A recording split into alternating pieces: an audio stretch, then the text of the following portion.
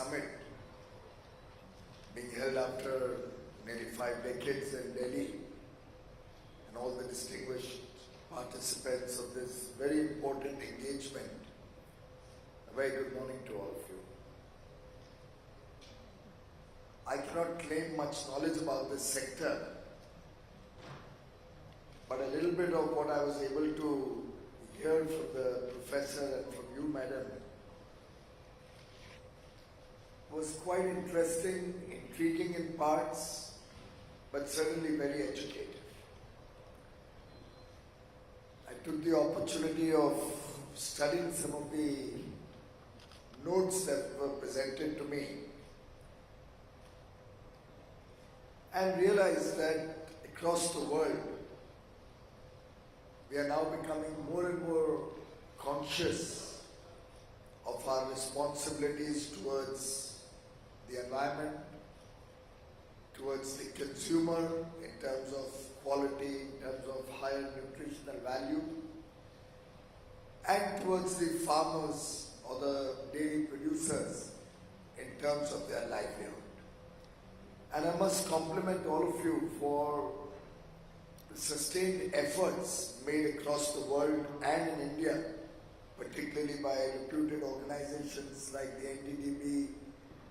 We have with us here Mr. Sondi from Amul and other senior leaders, all of whom have been doing human service, really doing outstanding work in supporting millions of our women, millions of our farmers, in providing supplementary income to their livelihood, providing nutrition for their children.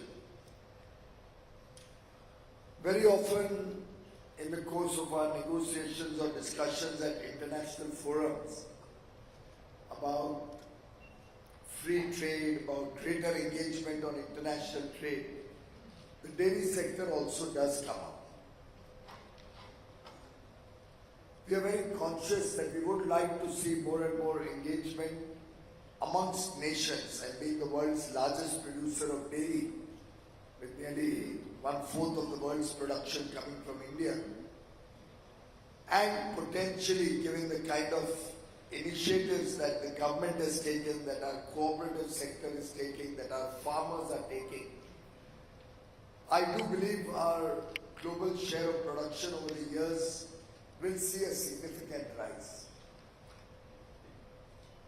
which is good both for our small and marginal farmers, who are largely the persons who hold the nearly 300 million bovine stock that we have in India, for whom it's supplementary income, which is very valuable. It also provides nutrition for their children. I'm given to understand 1/3 of our production is used by the small farmer himself or herself for their family consumption. And in this context, when we talk of greater degree of quality standards, when we talk of sustainability, India very much wants to engage with the world. India very much wants to be a part of this global effort to bring down the impact of farming or dairy on global emissions. And therefore an engagement such as this, and I was seeing the program and the very vast array of subjects you have covered, is very relevant for the stage at which we are in India today.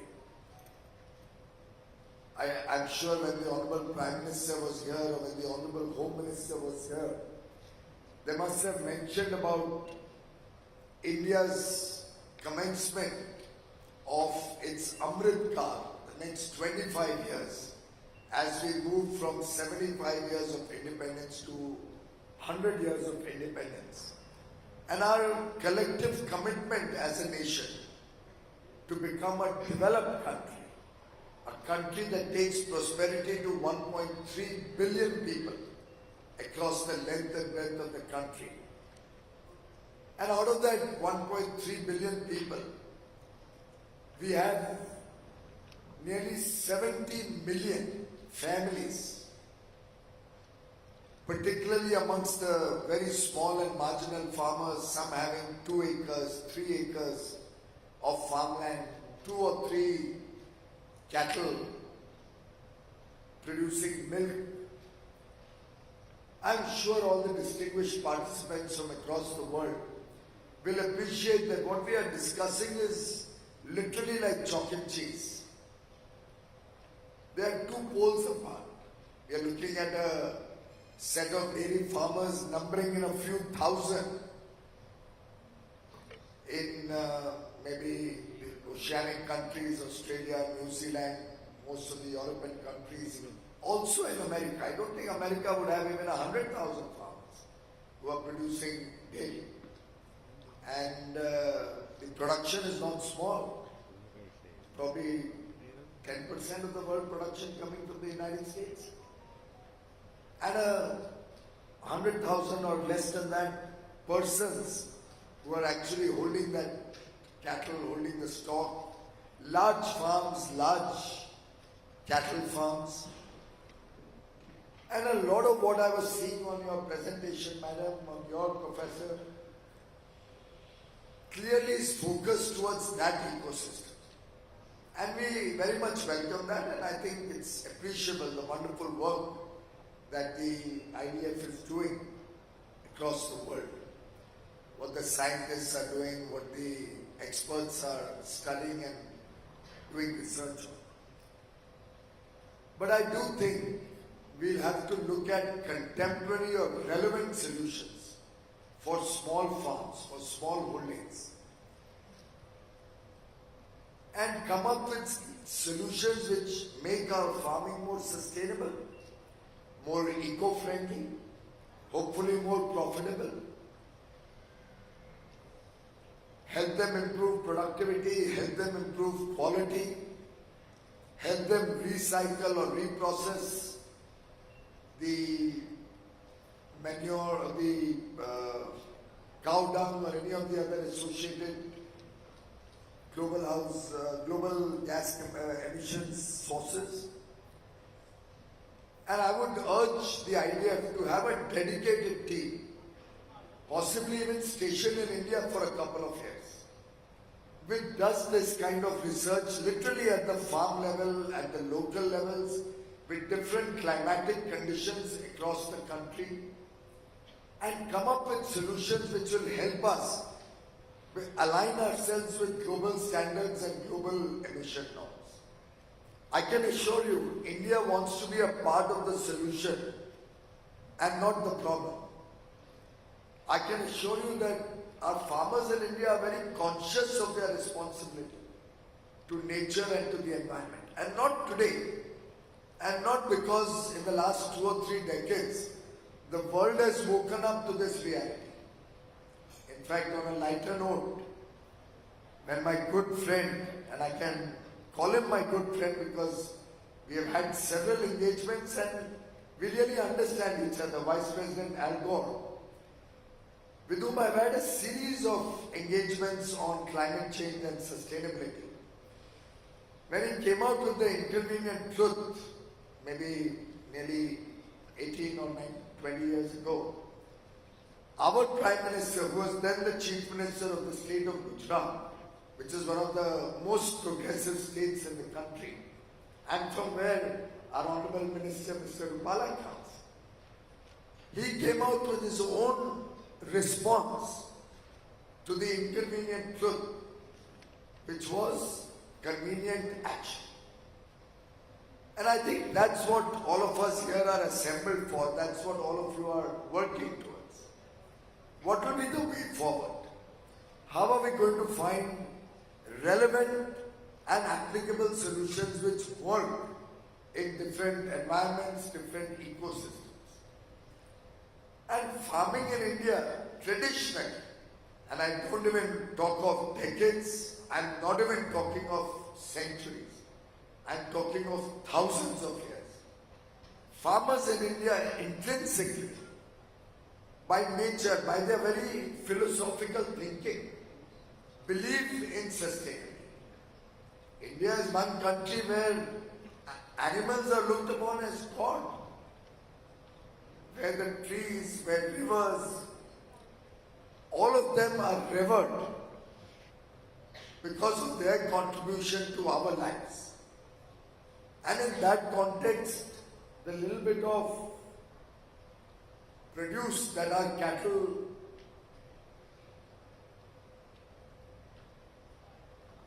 gives to sustain livelihoods, nutritional support for our farmers, come with great commitment to see how that will have least impact on the environment. Most of our farmers are very conscious that the cow dung has huge potential as manure, and a lot of it goes back into the soil, which helps us reduce our fertilizer or pesticide requirements. And therefore, in a way, I don't know if it ever gets captured as our contribution to climate change efforts of mitigation, but all of that is a serious contribution also to reduce the pesticide and fertilizer consumption. Biogas and various ways to use that cow dung through digesters or whatever is the equipment used. I'm sorry, I'm not a technical person. I'm a poor little chartered accountant and law graduate. I don't understand too much of farming. I don't even recall when I would have last had the opportunity to go and actually visit a dairy. I think the last time I visited it was in Vrindavan, where Sadhvi Ritamraji is running a very good program and protecting stock which does not produce milk anymore, but helping to save our cattle. And I remember my wife had donated a biogas making plant there, so that's my little bit of last interaction on this subject. But I'm trying to recall from all the various experiences that truly Indian farmers are very conscious that if they mess up with the environment, it's going to come back to us. It will come and haunt us. And in that respect, over the years, whether it's in fishing, whether it's in farming, whether it's in dairy, we have tried to keep our contribution to global house emissions at the very least. And therefore, a country supporting nearly 17% of the world population has contributed barely 3% to all that gas which is up there and hurting the world.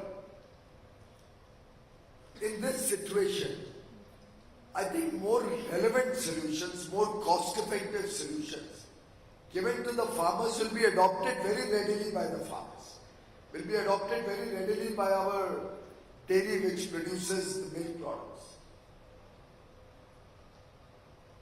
But at the same time, we do very strongly believe that the developed world has totally failed in meeting its commitments to support the developing countries and the emerging markets or less developed countries through their contributions of technology, through their contributions of low cost, long tenor, government supported climate finance. And that's a very natural outcome that comes out of the polluter pays principle. And therefore I would urge the IDF to also consider a global effort that those who are contributing to this problem or who have been responsible for this problem over the years actually put on the table relevant technology and cash, if I may say so, to mitigate the problem in the less developed countries. And that will include many countries in Africa, it will include many countries in Asia, many of who have the commitment but don't necessarily have the technology and resources. This was a commitment made by the developed world maybe 10 or 12 years ago. It was reiterated in Paris at the COP21 when India played a leading role get the whole world aligned with the world's commitments towards climate change. But sadly, 7 years after Paris, all we hear is slogans, all we hear is, with due respects to all of you, very good presentations, but not action. And I would urge that the message that the IDF 2022 should take to the world should include this message of a commitment of India and farmers in India. And in a way I speak for all the less developed countries and developing countries.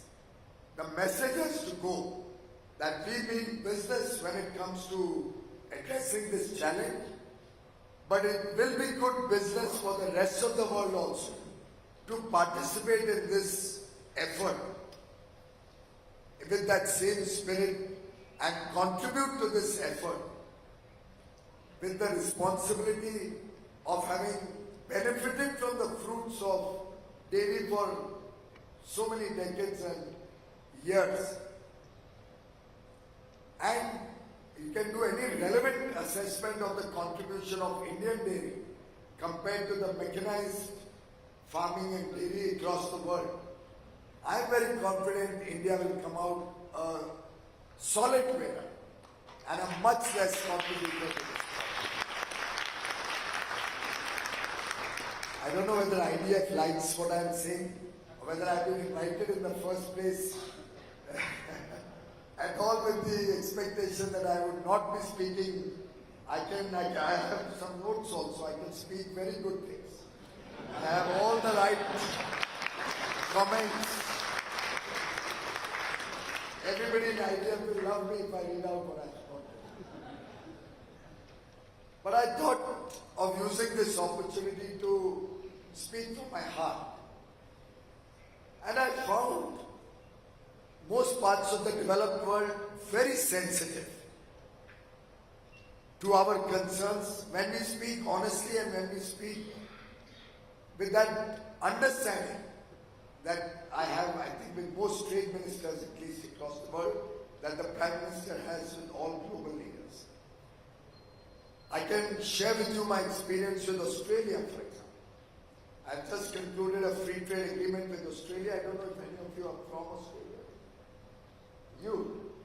So anyway, Ryan, I must acknowledge and thank you and all Australians.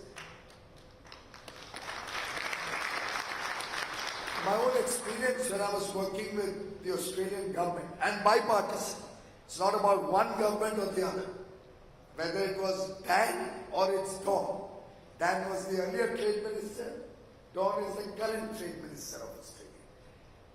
And I must say, bipartisan, when I shared with them the agony of small farmers in India, when I shared with them the constraint and the difficulties in which our small dairy producers are working, the sensitivity which I experienced in my conversations, the deep understanding. I think the Ambassador Barry actually went and visited some farms also.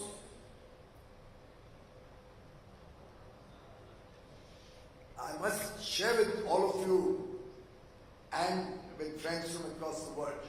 They were so appreciative of our Indian farmers and the difficulties that Indian small dairy with 2 or 3 cattle go through, that not once did either of the two political parties raise an issue about free trade between countries and dairy or free engagement on some of these very sensitive products. Probably for the first time for a country like New Zealand. New Zealand, we've not done it as yet, but with Australia, for the first time, Australia would have engaged with any country. And that's the deep sensitivity that even touched my heart.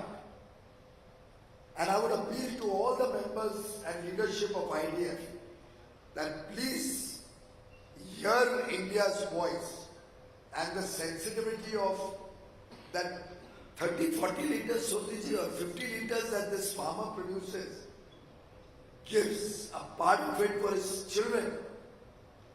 The woman sells a part of it to our dairy. And maybe that's what helps them go to school. Maybe that's what supplements that little income that is required for their families.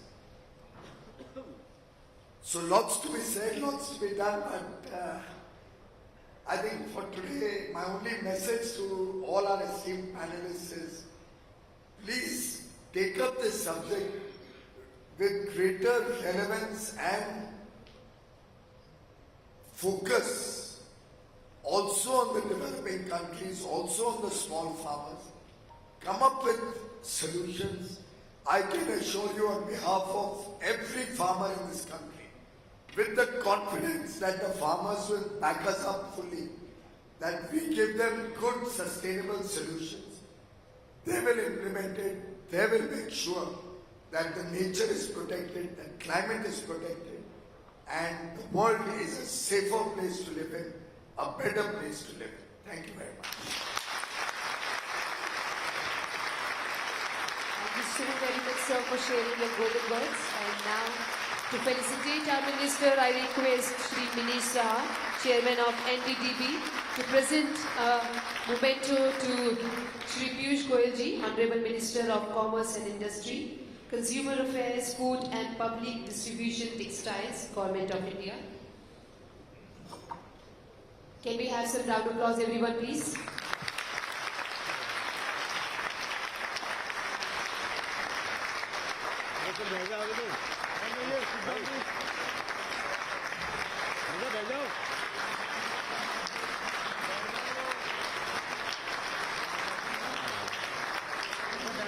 भाई बैठ जाओ बैठ जाइए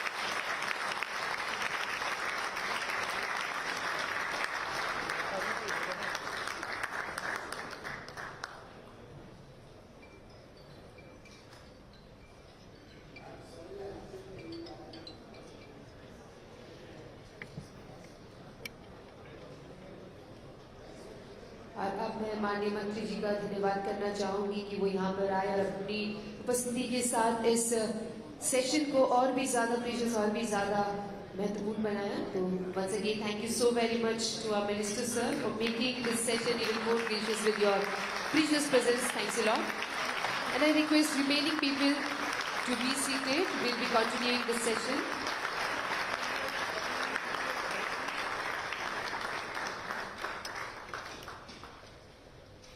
Thank you so much. I request everyone to please settle down. We'll be continuing with our session.